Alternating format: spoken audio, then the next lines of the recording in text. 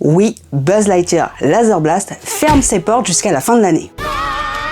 Oui, faut bien, parce que la dernière grosse réhab de cette attraction, elle date d'assez long. Une refonte en profondeur menée par les équipes de la Walt Disney Imagineering. Aujourd'hui, je vais vous expliquer ce qui va changer dans cette attraction et pourquoi surtout c'est important. Mais surtout, à quoi s'attendre à la réouverture de cette attraction. Coucou la compagnie, j'espère que vous allez tous très bien. Commençons tout de suite par le chapitre 1. Une longue fermeture, mais nécessaire. Depuis quelques temps, les fans de Disneyland Paris se sont aperçus que Buzz Lightyear Laser Blast n'était clairement plus à la hauteur. Et surtout qu'il se faisait un petit peu vieux. On avait des problèmes assez récurrents. Effets de lumière défaillants, animatronics fatigués, pistolets clairement peu précis, ambiance visuelle ternie, bref j'en passe et des meilleurs. Disney n'investit jamais par hasard. S'il a mis en avant beaucoup de Stitch, et surtout dans le merch, c'est pas anodin, c'est pas pour sa bouille ou ses bêtises, c'est clairement parce que ça fonctionne. Et surtout, il fait vendre. Pourquoi ils ont misé sur un land Frozen et Roi Lion? C'est pour les mêmes principes. C'est pas pour les persos ni l'histoire, c'est surtout parce qu'ils savent que ça fait vendre, encore une fois, ce qui prouve l'engouement pour ces licences. Et c'est toujours le cas avec Toy Story, sachant qu'en plus il y a toujours des suites, c'est quelque chose qui fait vendre généralement beaucoup. Si Buzz est fermé aussi longtemps, c'est pas pour rien non plus. Faut savoir que cette attraction reste un pilier stratégique de Discoveryland, mais aussi pour le parc. D'ailleurs, si vous regardez un peu les commentaires Google, on peut s'apercevoir qu'il y a un engouement monstrueux sur cette attraction, et pour nous aussi. Pourquoi? Parce qu'on pouvait emmener des bébés en bas âge, des personnes âgées, des adultes, même des gens en fauteuil roulant, mais ça on y reviendra un peu plus tard. Buzz Lightyear Laser Blast doit tenir son rang face à des nouvelles attractions comme Web par exemple, qui a ouvert lors du Avenger Campus. Et pour ça, il fallait clairement leur mettre à niveau. En réponse à tous les retours négatifs qui ont été faits aussi bien sur Google dans les avis ou même carrément dans le parc, Disney a décidé de faire une fermeture totale jusqu'à la fin de l'année. On n'a pas de date d'ouverture pour le moment, en tout cas pas à ma connaissance et pas sur le site internet. Toutefois, d'ici quelques temps, on va en savoir un peu plus. Alors oui, c'est long, mais c'est justifié et je vais vous dire pourquoi. Peinture, éclairage, électricité, bref, on a vraiment une très grosse équipe qui s'occupe de cette réhab. Qu'est-ce qui va vous attendre? On va le voir tout de suite avec le chapitre 2. Buzz reprend des couleurs. À l'extérieur, tout l'univers visuel de l'attraction va être totalement rafraîchi. La façade va être totalement repeinte, l'enseigne rénovée et la statue géante de plus de 2 mètres de haut va être faite également. Ainsi, elle retrouvera tout son éclat. Alors par contre, j'espère juste que la tête de Buzz le soir éclairée par les loupiottes, ça donnera un meilleur résultat que ça.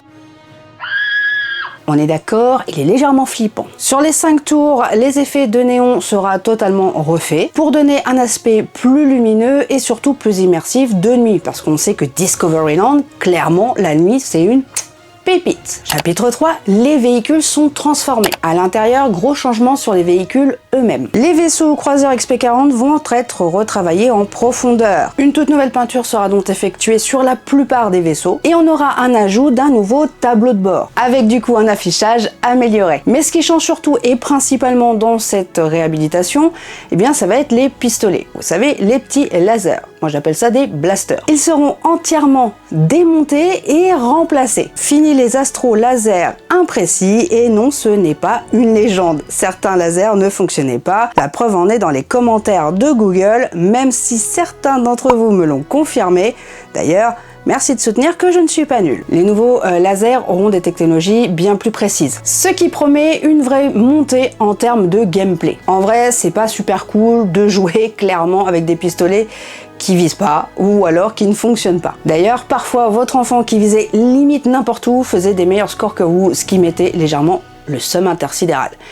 Et je parle pas de Papa Balou. Chapitre 4, les éclairages et les cibles. C'est l'un des gros points noirs depuis ces dernières années. L'éclairage à l'intérieur de l'attraction. Certaines scènes étaient à moitié dans l'ombre, les couleurs ternes, l'ambiance plate, j'en passe aussi et des meilleurs. Tous les projecteurs seront donc remplacés. Une remise à neuf des effets d'éclairage. Plus dynamique et mieux ciblé. Comme vous savez, le but c'était de marquer le maximum de points en réalité dans cette attraction. Et certaines cibles vont être remplacées avec des capteurs beaucoup plus fiables, plus réactifs, ce qui change tout dans une attraction de scoring. Le gameplay sera donc plus fiable, plus juste et surtout plus fun. Une technologie plus précise et surtout plus performante. Chapitre 5, les animatronics, réparés et restaurés. Enfin, Disney va s'occuper de ce qui donne vie à l'attraction, les animatronics. Plusieurs personnages animés seront restaurés pour retrouver leur expressivité, leur fluidité de mouvement et ainsi leur synchronisation. En effet, parfois les animatronics ne bougeaient plus trop, on voyait, on passait, on essayait de viser les aliens et ça ne marchait absolument pas. La boîte qui s'ouvrait pour montrer des cibles en triangle ou en losange, du coup parfois ne s'ouvrait pas. C'était des choses qui arrivaient. Le but, ramener toute l'énergie et la mise en scène qu'on attend d'une attraction Buzz digne de ce nom. En vrai, c'est le genre de transformation qui va changer totalement l'expérience d'un enfant ou d'un adulte. Niveau changement, c'est le principal qu'on devra avoir. Bien évidemment, ici et là, il y aura peut-être d'autres changements. En tout cas, c'est ce qui était précisé dans l'article donné par Disneyland Paris. Bon, entre nous, je pense pas que l'audio changera, hein, ils vont pas nous mettre une version espagnole. Bitácora espacial. Me he despertado del hiper... Quoique, on sait jamais. Chapitre 6. Pourquoi c'est une bonne nouvelle? Buzz était une attraction assez aimée, mais qui tenait clairement plus la route face aux standards 2025. Une reconnaissance à l'ADN Disney. Immersion, qualité, jeu. Une opportunité aussi pour relancer l'attractivité de Discoveryland. Même s'il y a des choses qui ont été testées comme le Launch Lightspeed, par exemple avec la licence Star Wars. Clairement, c'est un land qui commence un petit peu à vieillir. Il n'y a rien de nouveau dans ce land. En fait, il n'y a pas de très grosses nouveautés hein, dans l'ancien parc. On est plutôt sur des réhabilitations, des choses comme ça. Donc, ce qui fait qu'il va falloir relancer un peu l'attractivité. Tandis que le studio va nous offrir quand même 2 landes, j'ai envie de vous dire, bah forcément l'autre côté ça fait un peu la tête. C'est surtout aussi une excellente nouvelle, sachant que c'est quand même une attraction dans Discoveryland où on peut faire avec toute la famille. Vous savez que c'est le land avec le plus de restrictions en réalité, donc pour le coup, bah là c'est plutôt pas mal. Bon, c'est embêtant le temps de la fermeture, mais une fois qu'il sera réouvert, techniquement, il n'a pas d'autre, on va dire, date où ça pourrait refermer à part l'entretien annuel, bien évidemment. Comme je disais, elle est accessible pour tous, bébés, enfants, personnes adultes, âgées, ou même les PMR. Les PMR surtout en fauteuil. Ils pouvaient rentrer directement dans un vaisseau avec leur fauteuil. Ce qui était super génial. Et ce qui est d'ailleurs toujours super génial, les attractions dans lesquelles on peut mettre un fauteuil, c'est clairement ce qui est le plus avantageux pour les personnes à mobilité réduite qui, je le rappelle, n'ont rien demandé. Leur santé fait des hauts et des bas et malheureusement bah ça on n'y peut rien et Disney est l'un, on va dire, des meilleurs parcs là-dessus pour aider vraiment les personnes à mobilité réduite et les personnes gravement touchées.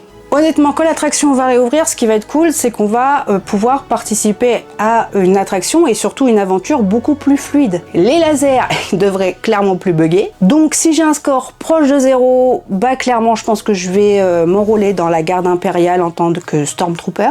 Sachant qu'il y aura un meilleur score normalement dans la logique des choses, il y aura une meilleure implication de la part de tout le monde. C'est hyper important, surtout pour les jeunes enfants qui ont besoin de récompenses immédiates pour pouvoir se sentir bien. Comme ils vont comprendre qu'il faut viser les cibles et qu'ils auront des gros résultats, voire même peut-être des plus gros résultats que les parents, bah vous imaginez bien l'engouement.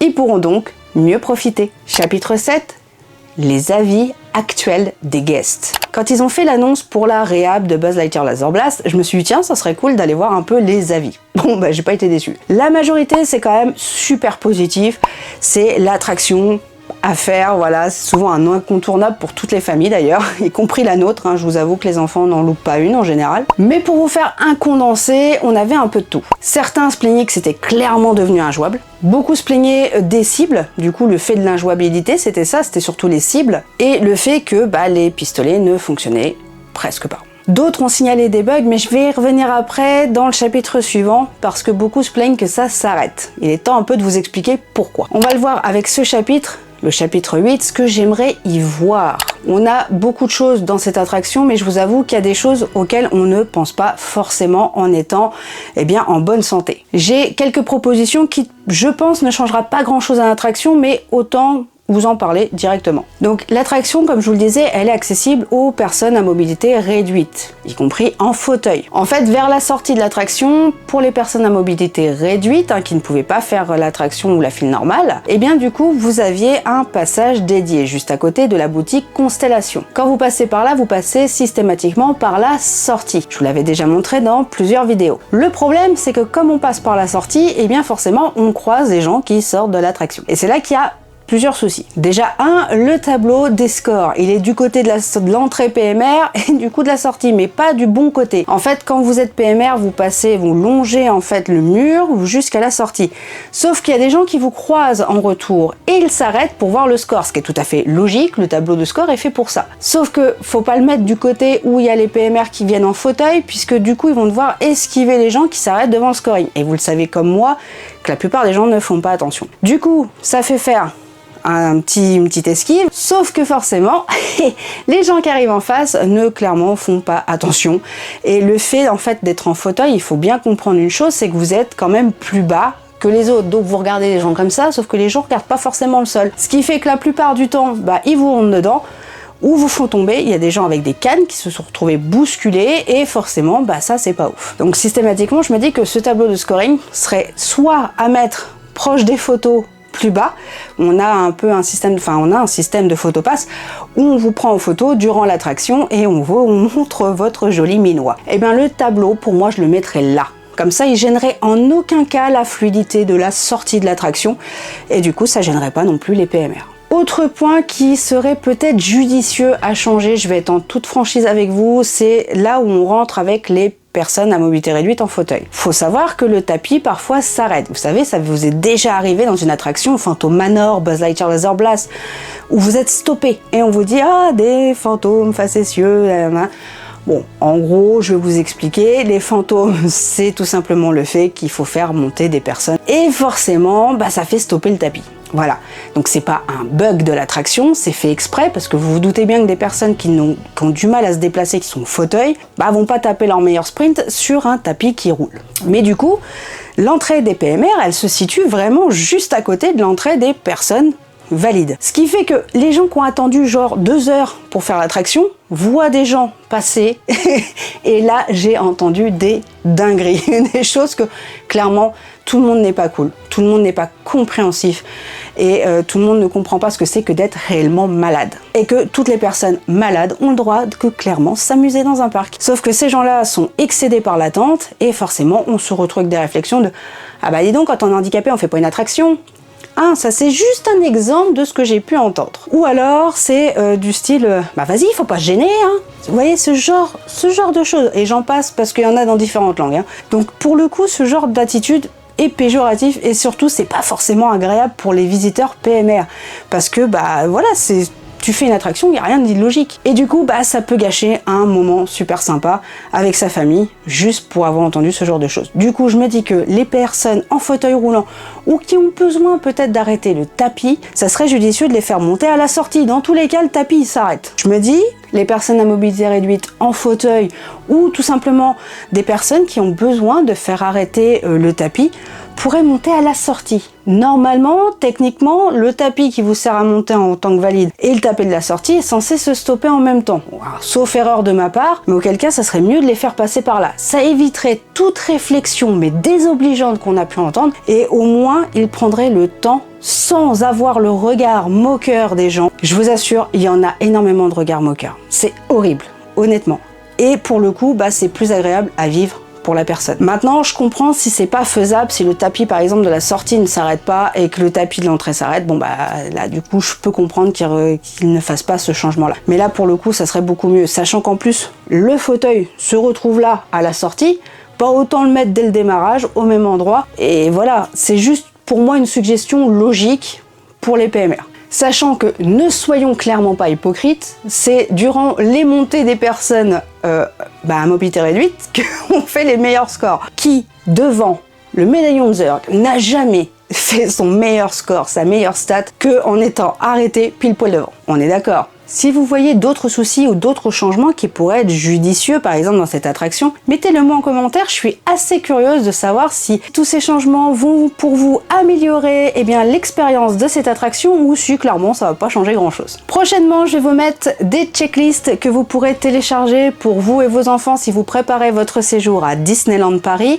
Ils seront donc téléchargeables et gratuits avec toute la liste des attractions mais aussi des restrictions de taille afin de vous aider au mieux dans vos futures expériences et vos futurs séjours. Voilà, vous savez tout! Si vous avez appris quelque chose ou ce type de vidéo vous convient ou si vous aimez préparer vos séjours en famille avec plein d'infos, n'hésitez pas à vous abonner. Un petit like pour encourager et booster la vidéo et partager pour bien sûr informer tous vos amis ou votre famille préparant des séjours. Ici on partage l'info, la magie, mais surtout pas le stress. La famille Balou vous embrasse bien fort, papa Balou, bébé Balou et les petits Balous. En attendant, je vous dis à très vite pour une nouvelle vidéo.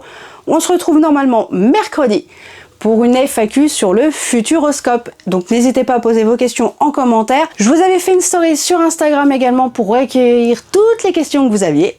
Donc n'hésitez pas à le faire également en commentaire ici. Je vous fais de gros poutou et surtout n'oublie pas de garder le sourire. Allez, bisous mes loulous. Poutou.